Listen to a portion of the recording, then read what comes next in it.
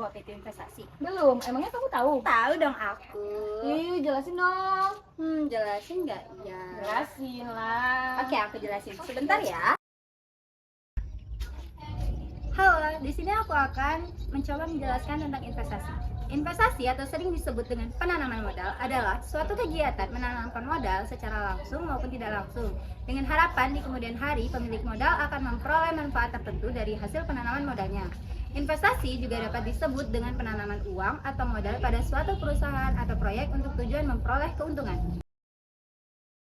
Oh iya, aku lupa menjelaskan. Jenis-jenis investasi itu ada 3 loh, jangka pendek, jangka menengah, dan jangka panjang. Pertama, aku akan menjelaskan tentang jangka pendek.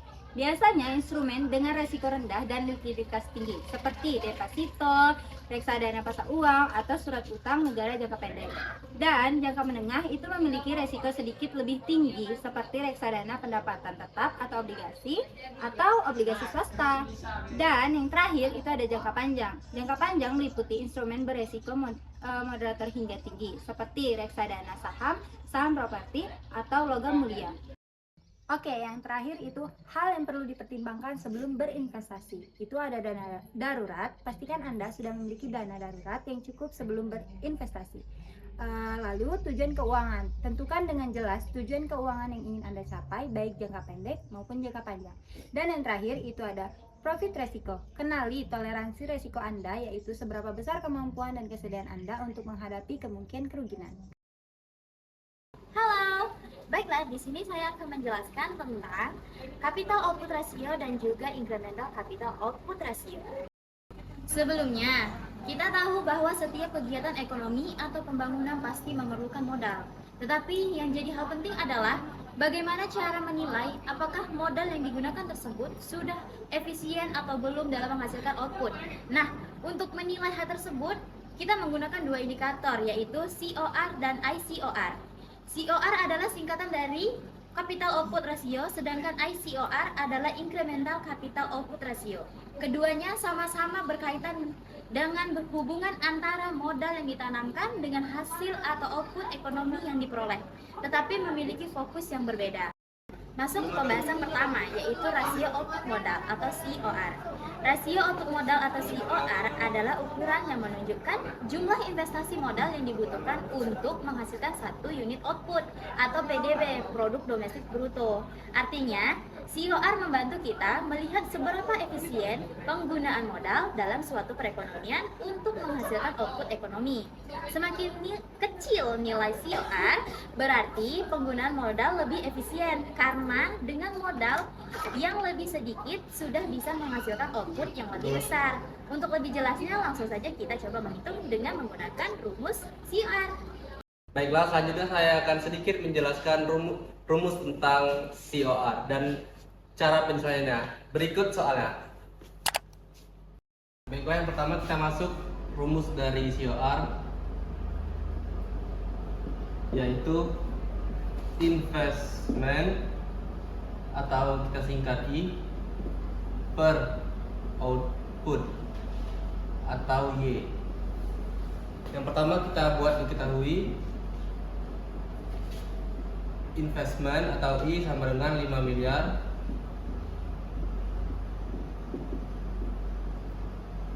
dan output atau Y sama dengan 500 unit.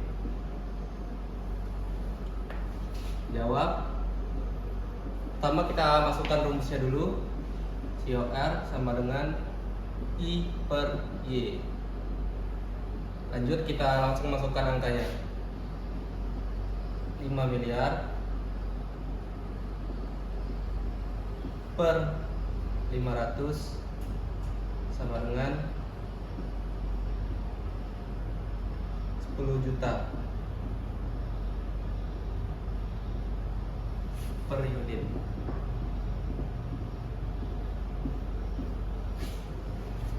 Berikut adalah cara penyelesaian dari COR. Dan selanjutnya penjelasan dari poin kedua, yaitu rasio output modal incremental atau ICOR adalah variasi dari COR yang berfokus secara khusus pada hubungan antara investasi modal incremental dan peningkatan output atau PDB yang dihasilkan Rasio ini mengukur efisiensi investasi tambahan atau incremental dalam menghasilkan output tambahan, dan berikut rumus dan contoh perhitungannya. Selanjutnya masuk ke rumus dari ICOR dan cara penyelesaiannya. Berikut soalnya. Baiklah, langsung kita masuk ke rumus dari ICOR, yaitu delta K per delta Y. Pertama kita buat diketahuinya dulu. Delta K sama dengan 70 miliar dan delta Y sama dengan 15 miliar. Jawab. Yang pertama kita masukkan rumusnya dulu. ICOR sama dengan delta K per delta Y. Selanjutnya kita langsung masukkan angkanya. 75 miliar per 15 miliar sama dengan 5 miliar.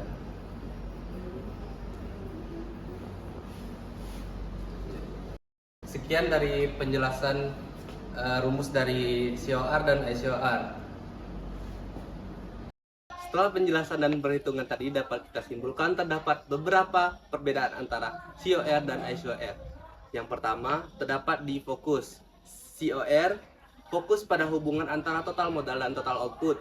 Artinya, COR melihat keseluruhan modal yang sudah digunakan dalam produksi dan beberapa output yang dihasilkan. Sedangkan di ICOR fokus pada hubungan antara tambahan modal, investasi baru, dan tambahan output. Jadi ICOR menilai seberapa efektif investasi baru dalam meningkatkan produksi. Yang kedua, fungsi. COR digunakan untuk mengukur efisiensi pengguna modal yang sudah tersedia. Kalau modal besar tapi output kecil, berarti efisiensi rendah. ICOR digunakan untuk mengukur efisiensi investasi tambahan. Kalau tambahan modal besar tapi peningkatan output kecil, berarti investasi kurang efektif. Yang ketiga, rumus. COR sama dengan total modal per total output. Rumus ini menunjukkan beberapa modal yang diperlukan untuk menghasilkan satu unit output secara keseluruhan. ICOR sama dengan delta K per delta Y atau tambahan modal per tambahan output. Rumus ini menunjukkan berapa modal tambahan yang harus dikeluarkan untuk menambahkan satu unit output. Yang keempat, interprestasi. COR rendah berarti modal digunakan lebih efisien karena hanya butuh sedikit modal untuk menghasilkan output. ICOR rendah berarti investasi yang dilakukan lebih efektif karena setiap tambahan modal mampu memberi tambahan output yang lebih besar. Singkatnya, COR menilai efisiensi kondisi yang sudah berjalan, sedangkan ICOR menilai efisiensi pertumbuhan atau penambahan produksi atau kenaikan. Kan kalian udah tahu nih apa itu investasi. Investasi bukan tentang menguntungkan aja loh, tapi juga dapat merugikan. Banyak banget berita tentang investasi. Contohnya,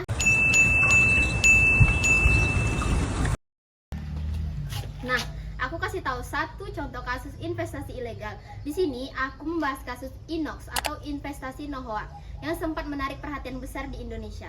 Inox merupakan investasi tanpa izin OJK yang menarik banyak korban dengan janji keuntungan harian 1%, bonus, 5% bagi yang berhasil mengajak anggota baru, serta klaim bahwa modal bisa ditarik kapan saja. Para pelaku mengaku dana investor digunakan untuk kegiatan trading, padahal tidak ada bukti usaha yang jelas. Sistem ini menggunakan skema Ponzi, yaitu membayar keuntungan investor lama menggunakan uang dari investor baru, sehingga terlihat lancar selama masih ada korban yang bergabung. Akibatnya, lebih dari 7.200 orang menjadi korban dengan total kerugian sekitar 150 juta miliar. Sebelum akhirnya para pelaku berhasil ditangkap oleh Satgas Pasti di Lombok Timur. Sebagai peringatan, dari kasus ini kita bisa melihat bahwa investasi yang menawarkan keuntungan cepat dan besar dengan resiko yang tidak jelas sangat berbahaya.